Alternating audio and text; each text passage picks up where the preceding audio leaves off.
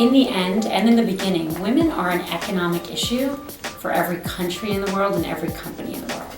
If you look at GDP growth and where it comes from, women entering the workforce in different countries has been a major driver of GDP growth.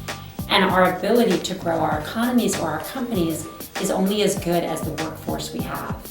There's not a single country in the world, not Mexico or the United States or anywhere else, that doesn't have at least 95% of its big companies run by men. And until we change that, we're not using the full talents of the population, and using the full talents of the population will make all of our performance better. So I think this is a core issue for every company, as well as every man and woman. So if this is going to change, it's going to take not just women, but men.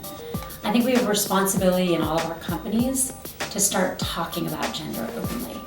What Lean In is trying to do is have a conversation about gender that's an open and honest one.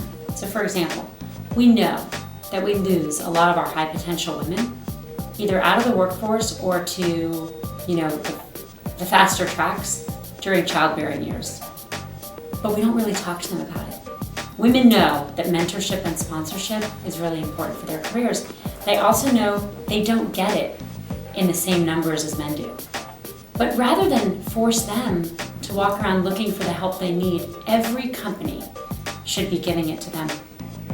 We also know that women don't reach for opportunities in the same numbers as men. Go to any meeting, anywhere in the world, and what you will see almost every time is that relative to the same level of experience, more men than women sit at the front and at the table, not at the side. As a man, you can wave the woman over and say, hey, come sit at the table. You belong here, you have something to say. So I think men have an enormous role to play in building Lean In around the world. In English, we call our little girls bossy. We do that in Spanish as well. We almost never use that word for a little boy because when a little boy leads, it's expected. In every language in the world that I'm aware of, there is an equivalent word or phrase that is not used for boys but derogatory for little girls.